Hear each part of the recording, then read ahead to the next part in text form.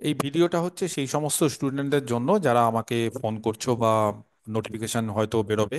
হ্যাঁ, আজকের যে প্রেস কনফারেন্সটা ছিল মুখ্যমন্ত্রী, তারপরে হয়তো আমাকে ফোন করছো বা স্যার ভর্তি হবো, সবাইকে আমি রিপ্লাই দিয়ে উঠতেও পারছি না, সবাই ফোন আমি ধরতেও পারছি না, তো আমি একটা ইন জেনারেল একটা ভিডিও করে দিচ্ছি সবার জন্যই। সেটা দেখার পর যার যার মনে হচ্ছে যে না স্যার ভর্তি হবে ব্যাচে, তারা জয়েন করতে পারো। তো আমি একটু ডিটেলসে বলে দিই পরিষ্কার করে, তাহলে সবাই সবকিছু বুঝে যাবে। এসএসসি আমাদের স্কুল সার্ভিস কমিশনের ম্যাথামেটিক্স যে সাবজেক্ট, যার কোচিং আমি করাই, এসএলএসটি ম্যাথামেটিক্স।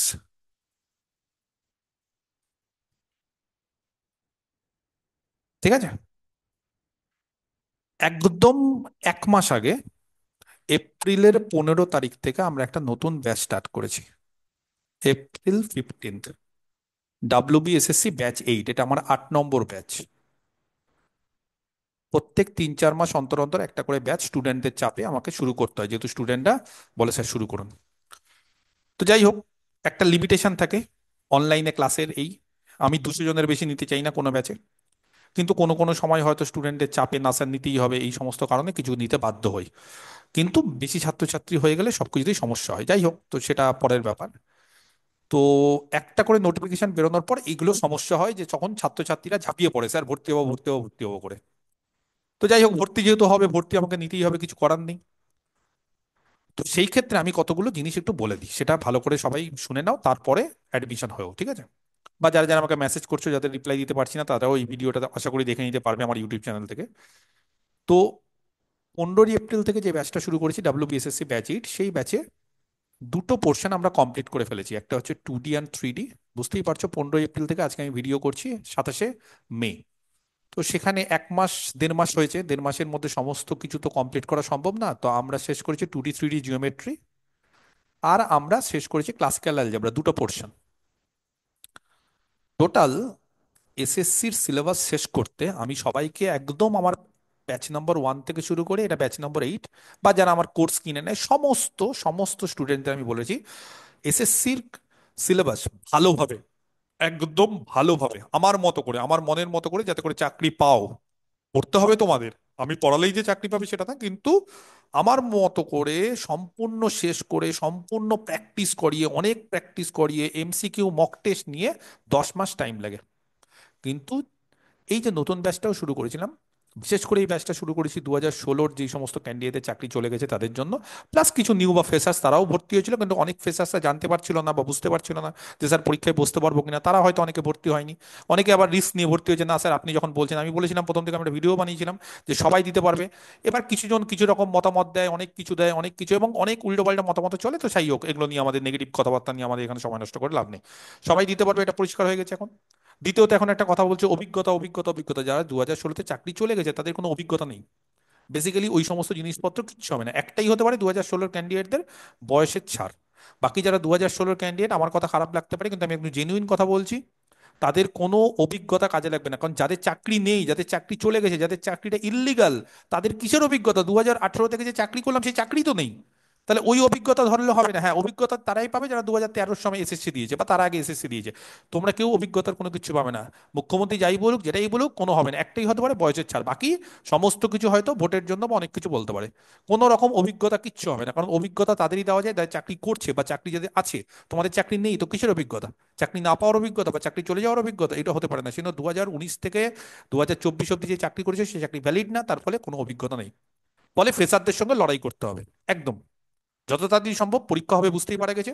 রিভিউ পিটিশনে কি হবে না হবে সেগুলো নিয়ে আমি বলতে চাইছি না, সেগুলো পরবর্তী ব্যাপার, কোর্টের ব্যাপার, সেগুলো আমার জানাও নেই। যদি হয় তাহলে ভালো কোনো কিছু, না হলে পরীক্ষা দিতে হবে। এবার পরীক্ষা যখন দিতে হবে, বাস্তবটাকে মেনে নিতে হবে, বাস্তবটাকে মেনে নিয়ে আমাদের পড়াশোনা শুরু করতে হবে। যত বাস্তবকে কম মানবো তত কিন্তু পিছিয়ে পড়বে, কারণ অন্যান্যরা তোমাদের চাকরি নিয়ে চলে যাবে, ফেসাসরা।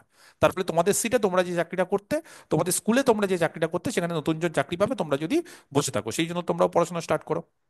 তো এই যে ব্যাচটা, সেই ব্যাচে কি হয়েছে, আমরা দুটো পোর্শন শেষ করে দিয়েছি। এইবার যেটা বিষয় সেটা হচ্ছে আমাদের টোটাল এসএসসির ক্ষেত্রে অনেকগুলো পোর্শন আছে। কি কি পোর্শন আছে আমি এক এক করে বলে দিই। আমরা এখন শুরু করেছি 3 নম্বর পোর্শন আমার ব্যাচ 8, অ্যাবস্ট্রাক্ট অ্যালজেব্রা। আরো পোর্শন আছে লিনিয়ার অ্যালজেব্রা। এরপরে নেক্সট আমরা স্টার্ট করব, আমরা পিওর অ্যাপ্লাইড মিক্সড করে করে করাই। নেক্সট আমাদের করব হচ্ছে ডিনামিক্স, অ্যাপ্লাইডের একটা পোর্শন, মানে অ্যাপ্লিকেশন।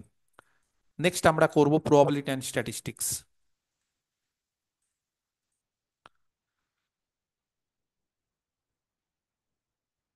7 নম্বর এলপিপি, লিনিয়ার প্রোগ্রামিং প্রবলেম। 8 নম্বর ক্যালকুলাস, ক্যালকুলাস মানে রিয়াল অ্যানালিসিস, অ্যাপ্লিকেশন, সেপারেল ভেরিয়েবলস, একটা বড় পোর্শন, এই পোর্শনটা হচ্ছে সব থেকে বড় পোর্শন, সময় বেশি লাগে। তারপরে আমাদের আছে ডিফারেনশিয়াল ইকুয়েশন।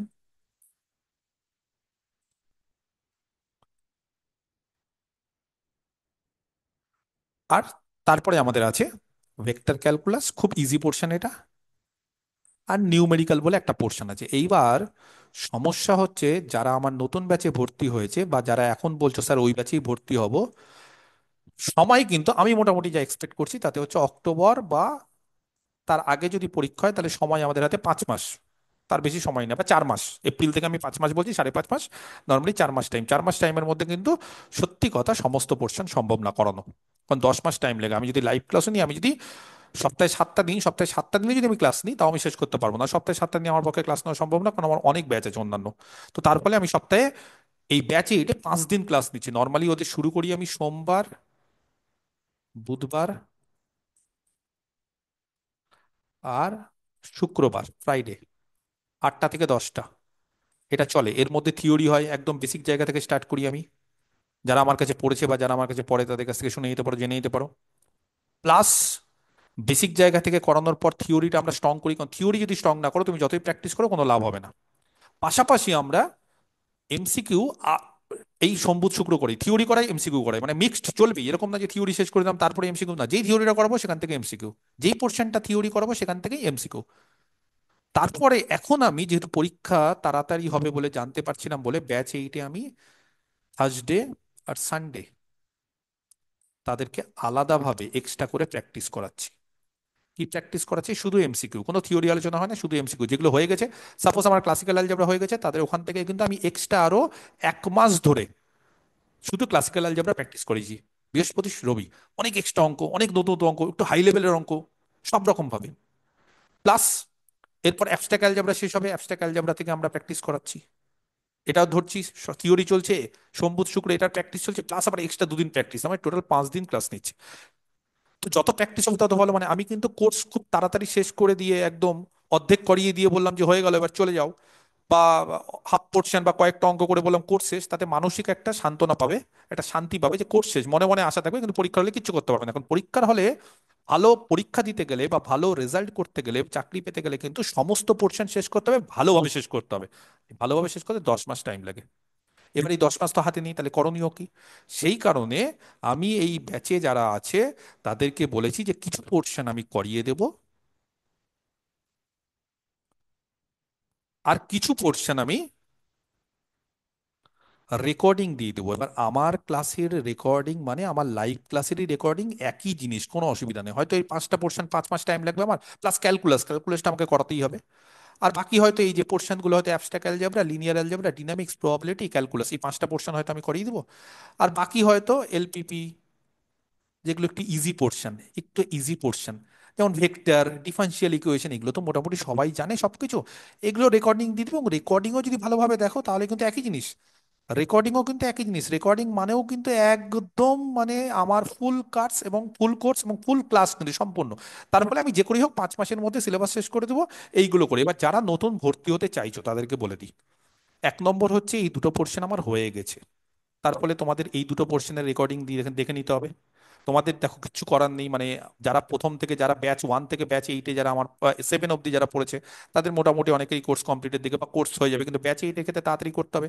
এই দুটো পোর্শন যেহেতু আমার এপ্রিলে 15 তারিখ থেকে হয়ে গেছে রেকর্ডিং, প্লাস আমরা লাইভ করাবো এইটা, এইটা, এইটা, এইটা, এইটাই 5টা তো মিনিমাম করাবোই, তারপর যদি সময় পাই আরো করাবো। প্লাস আবার এইগুলোও রেকর্ডিং দেখে নিতে হবে, যেগুলো একটু ইজি পোর্শন, বুঝতেই পারছো, ভেক্টর টেক্টর যারা জানো ম্যাথমেটিক্সের লোকজন, যে এগুলো ইজি পোর্শন, এগুলো পারবে। এইভাবে আমরা শুরু করব, এবং আমরা 5 দিন করে কিন্তু থিওরি প্র্যাকটিস সব করবো, লাইভ ক্লাসে যেগুলো আছে সব। এবং এই পোর্শনগুলো যেগুলো রেকর্ডিং দিয়ে দিবো সেগুলোতেও সবকিছু আছে, প্র্যাকটিস আছে, এমসিকিউ আছে, সব আছে, সবই পেয়ে যাবে রেকর্ডিং এ। প্লাস যদি মনে হয় যে না স্যার পরীক্ষা এখনো একটু পরে হচ্ছে বা একটু সময় এক্সটেন্ড করা গেছে, তাহলে এগুলো আবার লাইভ করাবো, কোনো অসুবিধা নেই। এবার দুটো অপশন আছে, টোটাল হচ্ছে আমার কোর্স ফি, আমি একদম পরিষ্কার করে বলে রাখি, 6,000 টাকা কোর্স ফি। এই 6,000 টাকা কোর্স ফি হচ্ছে আমার ফুল কোর্স ফি। এবার দুটো অপশন আছে। এক নম্বর অপশন হচ্ছে ফুল পেমেন্ট করে ফুল কোর্স নিয়ে নেওয়া। অনেকেই আছে যারা 2016 টিচার বা ফ্রেশার্স, যারা বলছে না স্যার আমি ফুল কোর্স বা ফুল পেমেন্ট করে দেবো, ফুল পেমেন্ট করে দিলে ফুল কোর্স নিয়ে নিতে পারবে। ফুল কোর্স যদি নিয়ে নাও তাহলে সবকিছু তোমার কাছে থাকবে। প্লাস তোমরা এই ব্যাচের সঙ্গে অ্যাড করে দেবো, এই ব্যাচের সঙ্গে লাইভ ক্লাসও এক্সট্রা করতে পারবে যদি চাও। প্লাস এই ব্যাচে যেই ধরনের পরীক্ষাগুলো নেবো বা এমসিকিউ আলোচনা হবে, এক্সট্রা যে এমসিকিউ গুলো আলোচনা হবে, সব কিছু করতে পারবে। মানে এই ব্যাচের সঙ্গে সমস্ত কিছু করতে পারবে। প্লাস তোমরা কি আগে আগে সব লেকচারগুলো পেয়ে যাবে। সমস্ত ফুল কোর্স দিয়ে দিব, সমস্ত কিছু, সবকিছু পিডিএফ দিয়ে দিব, লাইফ টাইম ভ্যালিডিটি সবকিছু, প্রত্যেকটা রেকর্ডিং দিয়ে দিব, এবং প্রত্যেকটা পিডিএফ ডাউনলোড করতে পারবে। হ্যাঁ, এবার অনেকে বলতো স্যার ফুল পেমেন্ট করতে একটু সমস্যা হয়, তো তাদেরকে আমি অনেক সময় দুবারে পেমেন্ট করতে বলি। এটাও করতে পারো যে স্যার এখন একবার পেমেন্ট করলাম 3,000 টাকা, বাকি 3,000 টাকা পরে পেমেন্ট করলাম, হতে পারে একটা।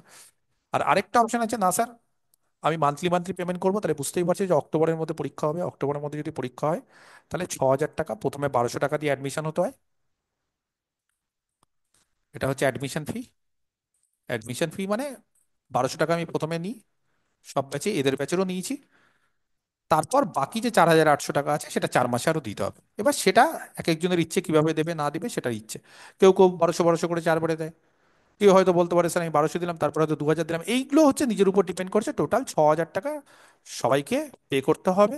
এবং কেউ যারা যারা অ্যাডভান্সে পে করে দিবে সবকিছু, তারা ফুল পেমেন্ট ফুল কোর্স পেয়ে যাবে। আর যারা মনে হচ্ছে না স্যার আস্তে আস্তে আস্তে আস্তে দেবো, তারা এইভাবে চলবে ব্যাচ এটির সঙ্গে লাইভ কোর্সে। তাহলে এই হচ্ছে টোটাল প্রসিডিওর। এই দুটো পোর্শন রেকর্ডিং আমি দিয়ে দিয়েছি। এটা 3 নম্বর হচ্ছে, এই পোর্শনগুলো আমি লাইভ করাবো। অ্যাবস্ট্রাক্ট অ্যালজেব্রা জাস্ট একটা ক্লাস হয়েছে, শুরু করেছি, নেক্সট অসুবিধা নেই, একদম বেসিক সেট থেকে, সমস্যা হবে না, রেকর্ডিং দিয়ে দিব। বাকি 2 নম্বর ক্লাস থেকে শুরু হবে সব।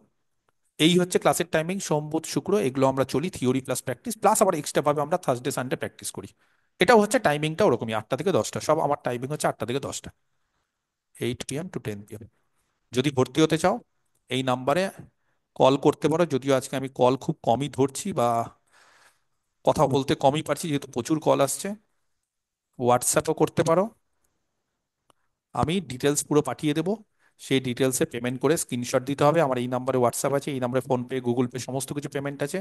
সেখানে পে করে স্ক্রিনশট দিতে হবে। যার যেটা ইচ্ছে, কেউ যদি বলো স্যার ফুল কোর্স আমি নিবো, তাহলে ফুল কোর্সের জন্য 6,000 টাকা পেমেন্ট করতে হবে। কেউ বলো স্যার হাফ হাফ করে দিবো, তাহলে 3+3 করে।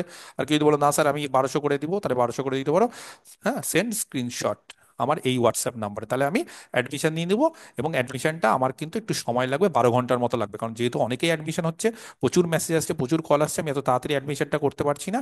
আমার 12 ঘন্টা বা কালকে দুপুরের মধ্যে আমি সবাইকে অ্যাডমিশন করিয়ে দেবো, ঠিক আছে?